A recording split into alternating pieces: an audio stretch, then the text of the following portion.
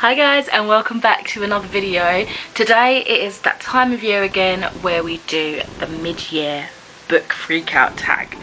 That is a lot for me to remember, so I did actually look down to remember. I wasn't remembering, I was just reading it. Anyway, I think I've done this maybe once or twice before. I don't do it every year, but this time I felt like, you know, I wanted to take part. So let's just get right into it. So the first question is the best book that you've read so far in 2021, and for me that is The Colour Purple by Alice Walker. I did a reading vlog on this one, and basically it had a lot of high stakes for me because it was more of a sentimental book, due to the reason of how I came to own this copy. And you know, I had a lot of worries that I wasn't going to enjoy it as much as I hoped, but it was amazing. It was a phenomenal story. Yeah, I am hoping to eventually check out the movie, but this was fantastic. We are following a sort of not even a dialogue, like just an entry of letters to God that our main character Celie is writing to kind of cope with her everyday struggles, and her everyday struggles are quite dire and intense.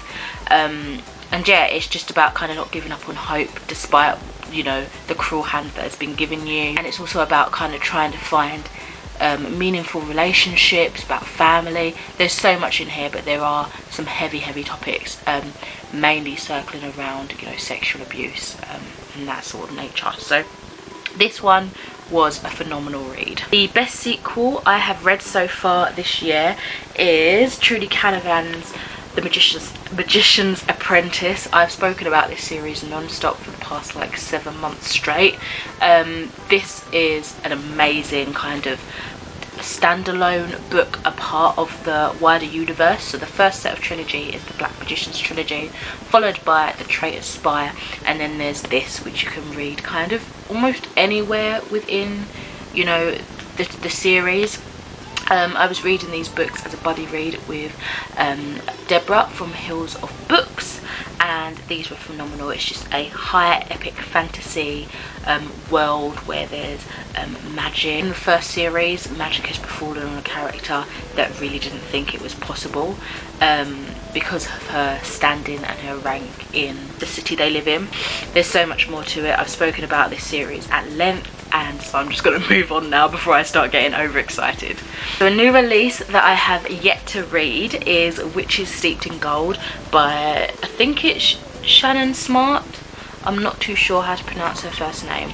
This one just honestly looks stunning. Like, that cover is absolutely mesmerizing. It is a Read Caribbean title, focusing on these two witches. They are sworn enemies that have to make a deadly alliance to take down the woman who threatens both of their worlds. So very excited and intrigued to see how that storyline develops. I think my most anticipated release for the second half of the year is a book that I have through NetGalley and I've yet to read.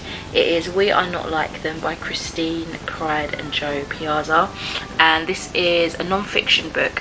If I remember correctly, it's about two best friends who all their life they've just really enjoyed each other's company. They've been, you know, best friends or whatever, and then something happens where when they're in their adult years, one of their husbands is involved, who is in the police, in a shooting of a black person, I believe. And then, you know, that's where it's kind of interesting to note that the friends are one black, one white, and how that kind of changes their relationship, where beforehand it wasn't a factor, it was something they didn't think about often. So I probably have butchered that, but I am interested in reading it, especially as it's written by both of the friends, so it'll be interesting to see their varying perspectives and how that event has affected them. Okay, so my biggest disappointment, unfortunately, was The Secrets of the Star-Crossed, The Once a Future Queen by Clara O'Connor. This one just really did not deliver. I think I read this last month. I read this through NetGalley, so I don't have a physical copy, and it just, on paper, it had like a lot of interesting concepts that could have really worked. It was sort of like the Roman imperial era, but in an advanced technology time, like in the future. But I think that just too much was happening. There was too many forced upon plots and half explored situations that just really didn't need to be there, and kind of just made it all confusing. There was just too much going on, and not all was focused and delivered and taken the care to kind of explore those properly. So yeah, I really did not enjoy that, unfortunately. So for my biggest surprise, I have 2 books, and for 2 different reasons. So the first one is Susanna Clarke's Piranesi, which is my surprise because I thought I would have liked this more. This was sitting at about a 3-star for me, and I really thought I was gonna really love this, really enjoy this. It would have exceeded a 5-star. And I didn't really have an awful lot to base that theory on, because I haven't read Susanna Clarke's previous novel, and I didn't really know what her writing style was like. But I don't know, I think the cover made me think I would enjoy it more, and then when the plot kind of escalated and you was understanding what was going on, I thought, oh, this is a plot point that I do enjoy. I thought that might be the turning point for me to really fall in love with it, but it just didn't really happen. This is a book that I don't really want to give you too much about, because I feel like it's a very almost convoluted story, and it's one that you kind of should try to figure out as you're reading. I think a lot of people do enjoy this, but for me it just, I don't know, I think maybe I was expecting one thing and didn't get it, and then it was just, I just felt very out of place and too lost for too long.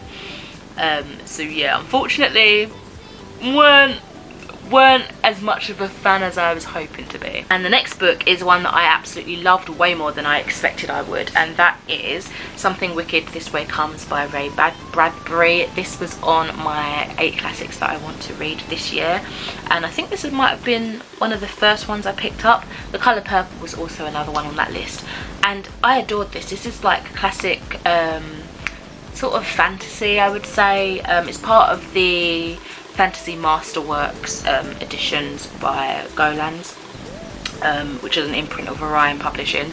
And yeah, this was phenomenal. It is about 2 boys who are on the cusp of manhood, or the brink of manhood, however they say it.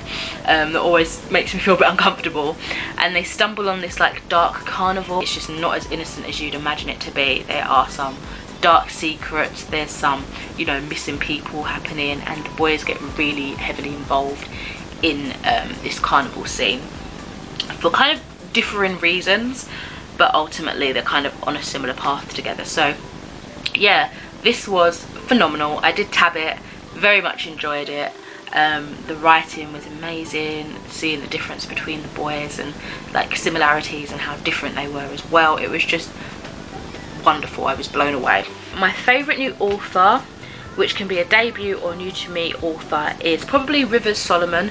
I know I haven't got their book here as one of the answers for these questions yet, but I did read The Deep earlier in the year, which I very much enjoyed, and even though I've only read 1 book by them, I would love to read more. Definitely on the lookout for more of their works. So I feel like they are maybe not necessarily a favourite because I've only read 1 book of them, but they're up there in my mind that I'm like, oh, this could be a potential favourite.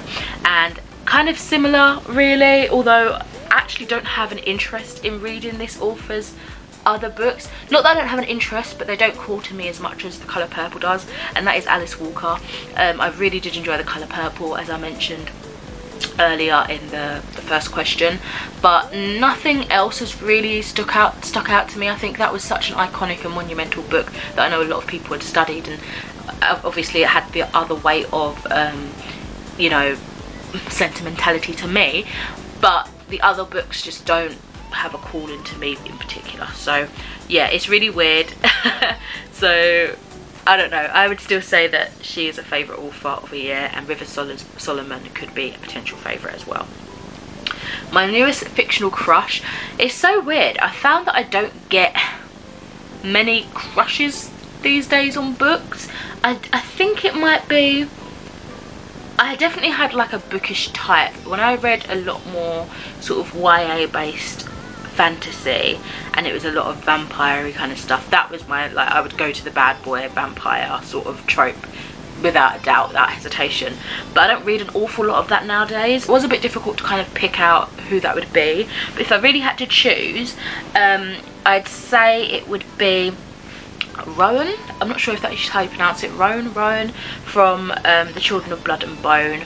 I just found him very alluring, and again, he's kind of got that bad boy mentality. It's just that mystery around him. I'm very intrigued by mystery. So yeah, probably him. And also the newest favourite character coming back to Children of Blood and Bone, I would have to say Zelie. I don't know if she's pronounced Zelly or Zelie, but in my head I've been reading it as Zelie. I thought she was an awesome character in this book. Really helped kind of get me to connect to the story and everything. That I thought she was phenomenal. So those are those questions. It's a book that made me cry. I'm gonna have to say Aftershocks by Nadia Owusu.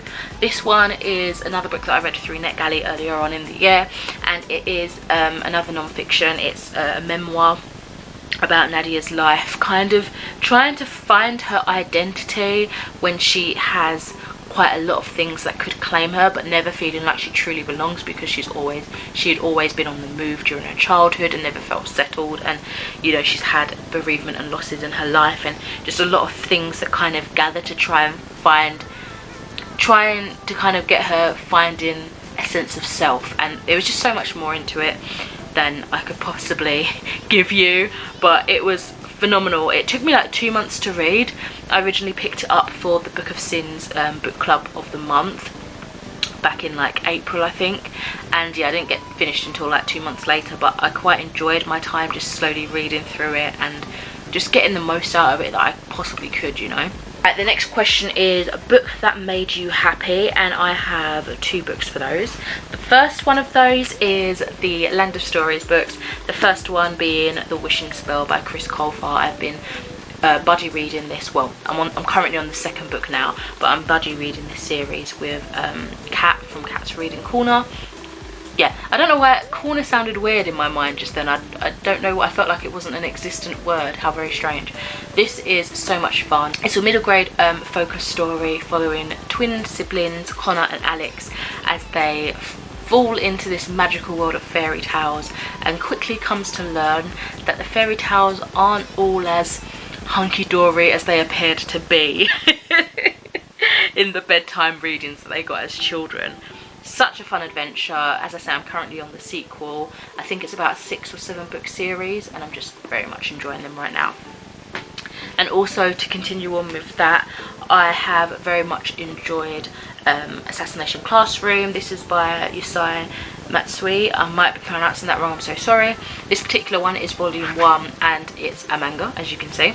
This is such a weird and fun and quirky series. So far at the time of filming, I've only read 2 volumes. I have a 3rd one to read, and hopefully we'll get my hands on the others soon.